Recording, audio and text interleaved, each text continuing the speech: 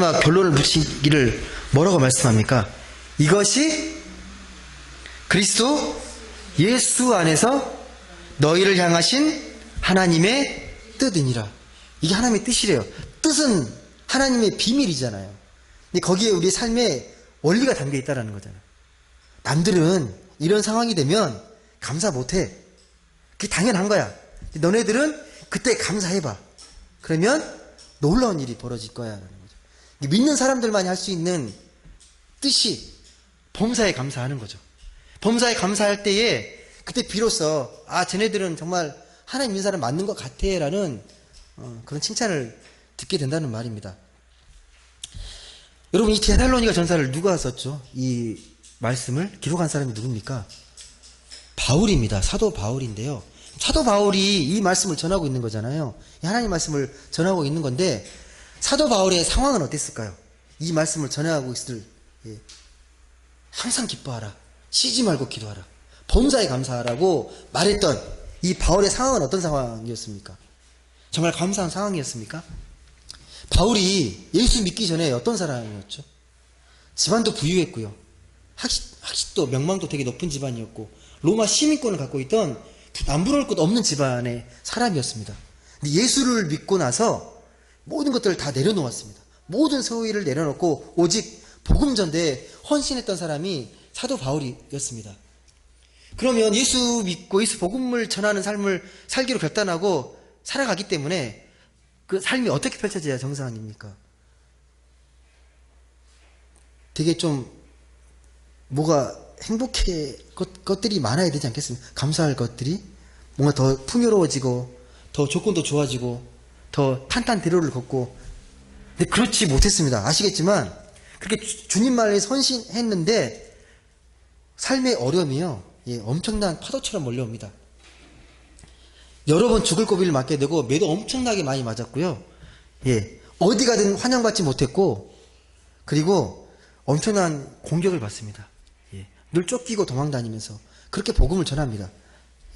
그리고 내적으로는요, 잘 아시겠지만 육체의 가시라 그러잖아요. 그걸 떠나가기를 계속 기도했던 사람이에요. 육체의 고통까지 안고 있었던 사람이에요. 내적 외적으로 늘 힘들어서 고통 가운데 살았던 사람이 바울입니다. 육체의 가시가 얼마나 힘들었으면 좀 이걸 제거해달라고 기도했겠습니까? 얼마나 힘들었으면. 그렇게 복음만 전했는데도 감옥에 갇히고 로마로 압송됐습니다. 그 인물이 사도 바울인데 그 바울이 이렇게 말하는 거죠. 항상 기뻐하라. 쉬지 말고 기도하라. 범사에 감사하라. 여러분 같으면 사도 바울의 상황이라면 하나님께 뭐라고 기도하시겠습니까? 뭐라고 기도해야 정상입니까? 주님, 내가 이토록 죽기 충성했는데 이게 뭡니까? 이렇게 고통스럽게 저를 심하게 고통을 줄 수 있습니까?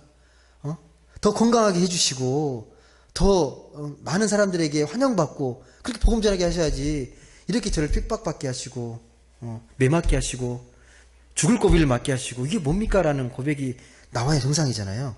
그럼에도 불구하고 바울의 고백은 그런 고백이 아니라 모든 상황에 감사하십시오. 이것이 하나님의 뜻입니다. 라는 말씀을 많은 사람들이 권면하는 거죠.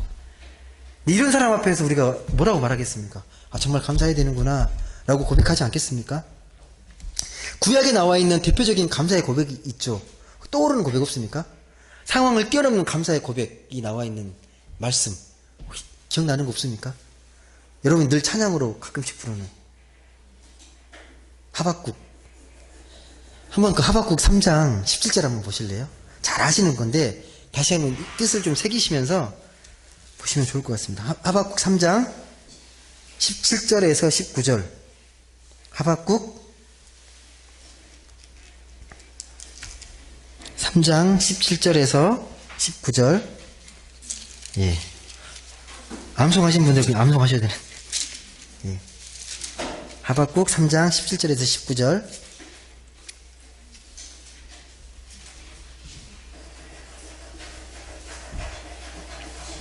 한번 같이 읽어보시겠습니다. 같이 읽어보실래요? 시작. 비록 무화과 나무가 무성하지 못하며 포도나무에 열매가 없으며 감람나무에 소출이 없으며 밭에 먹을 것이 없으며 우리의 양이 없으며 외양간에 소가 없을지라도 나는 여호와로 말미암아 즐거워하며 나의 구원의 하나님으로 말미암아 기뻐하리로다. 예. 무화과 나무가 무성하지 못하고 열매가 없고 소출이 없고 밭에 먹을 게 없고 양이 없고 외양간에 소가 없어도 뭘로 기뻐한다고 기록되어 있습니까? 기뻐할 수 있는 근거가 뭐예요? 나는 여호와로 말미암아 즐거워하며 구원의 하나님으로 말미암아 기뻐하리라.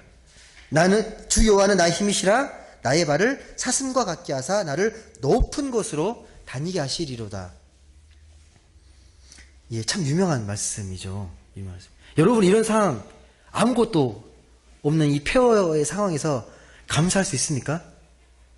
이 말씀을 했던 상황은요, 바벨론의 포로로 다 끌려가서 패망해가지고 황폐한 땅을 보면서 이 하박국이 하나님께 드렸던 찬양이거든요. 예. 근데 그 폐허 속에서도 하나님의 희망을 발견했던 사람이 하박국인 거죠. 멸망하지만 결국은 너네들을 회복시키시고 다시 구원의 하나님으로 즐거워하고 기뻐할 것이다. 예. 모든 걸 잃어버린 상황에 감사할 수 있을까? 예. 쉽지 않습니다. 예, 쉽지 않습니다.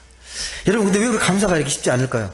그러면 왜 이렇게 감사가 우리가 말처럼 쉽지 않겠습니까? 첫 번째는요, 욕심 때문에 그렇습니다. 감사 생활을 하지 못하는 가장 큰 이유가 뭔가 더 있어야 할 것, 내가 늘 부족하게 여기는 거죠. 내가 가지고 있는 거에 대해서 늘 부족하기 때문에 늘 욕심을 갖게 됩니다. 두 번째가 비교의식인데요. 늘 비교하는 겁니다. 좀 달리 표현하면 남의 시선을 더 많이 신경 쓰는 겁니다.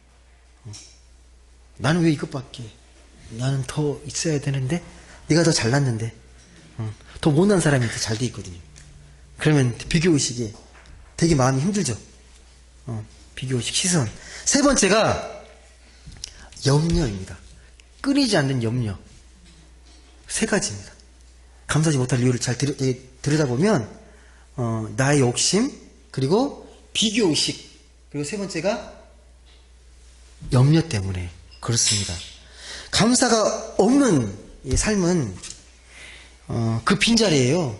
늘 불평할 수밖에 없습니다. 감사의 반대가 불평하고 불만을 갖는 거기 때문에. 근데 여러분, 이 감사가 없는 삶은 우리가 신앙적으로 봤을 때 불신앙의 또 다른 표현입니다. 왜냐하면요, 내가 불평하고 내가 불만을 토로한다는 것은 내게 주신 삶을 긍정하지 않는 거예요. 하나님을 원망한다는 것은 그렇기 때문에 내게 주신 삶에 대해서 하나님 앞에, 내게 주신 은혜 앞에 도전을 자꾸 하는 거죠. 하나님 정말 살아계신 거 맞아요?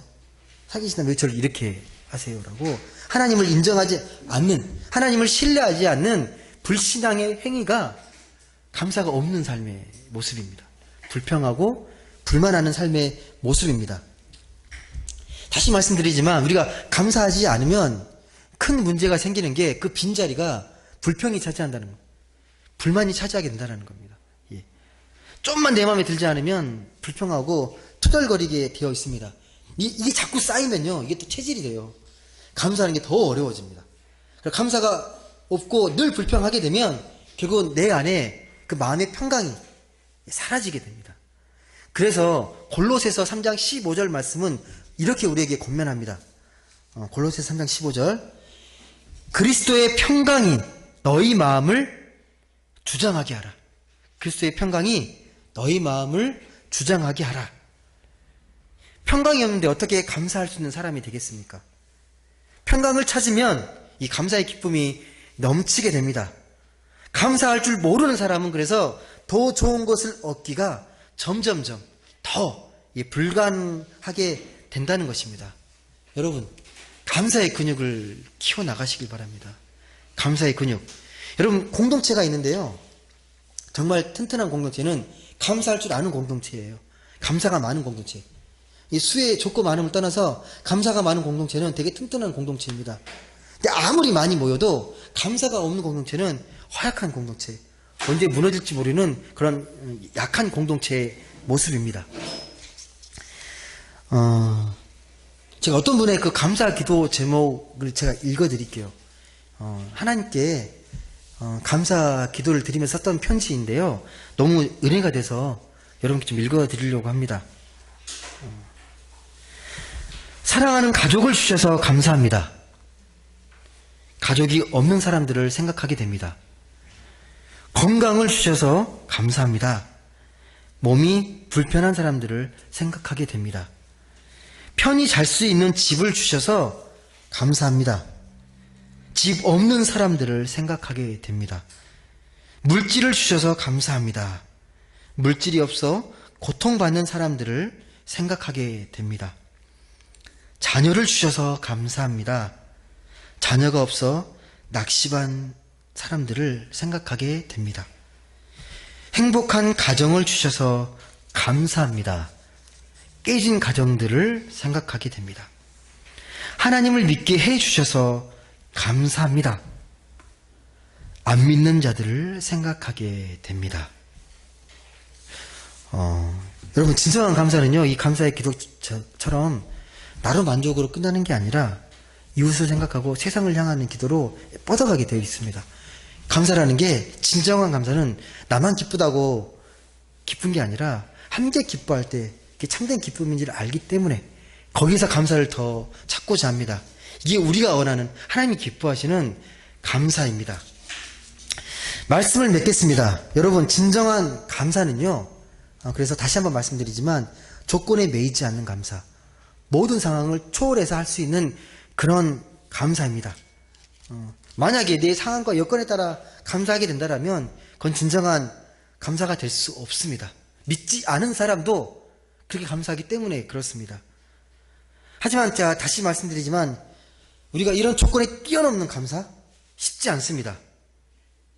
그 감사의 힘은요, 그래서 결국은 나에게 있는 게 아니라 하나님에게 있습니다. 우리에게 있지 않습니다. 참된 영적 감사는요, 하나님을 향한 믿음에서 시작이 됩니다. 하나님을 전적으로 신뢰하는 믿음이 있게 되면 상황이 바뀌게 되고 감사하는 조건을 찾게 된다는 것입니다. 그러니까 예를 들면 아까도 말씀드렸지만 내 삶에 어려움이 찾아오고 감사가 자꾸 사라질 때 내가 하나님께 간절히 감사의 기도를 드리고 감사의 힘을 구하게 되면 성령의 힘이 떠오르는 거죠. 아, 내가 지금 염려 때문에 감사하지 못하고 있구나. 또 내가 비교하면서 감사의 조건을 잃어버리고 있구나. 내가 또 염려하면서 내게 준 좋은 하나님의 조건들을 또 잊어버리고 있구나. 불평하게 되는 거죠. 부디 우리는 진정한 감사의 자리로 한 걸음 한 걸음 나아갔으면 좋겠습니다. 우리의 마음과 생각을 주장하는 성령께 그 감사의 은혜를 구하시면 좋겠습니다. 우리에게 보여주신 그 은혜를 끊임없이 헤아리면서 생각하면 어떤 상황에도 우리가 감사할 수 있게 됩니다. 모든 일에 감사하게 되면요, 또 다른 행복의 선물들이 반드시 우리에게 주어지게 됩니다.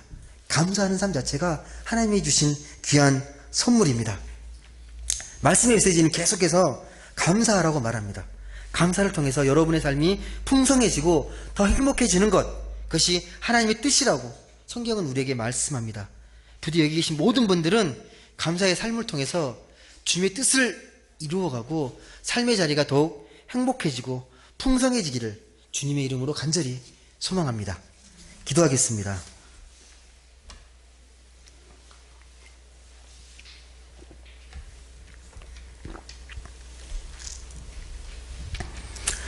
사랑의 하나님, 감사합니다. 우리의 감사는 어떠한 감사인지 다시 한번 말씀을 통해 살펴봅니다.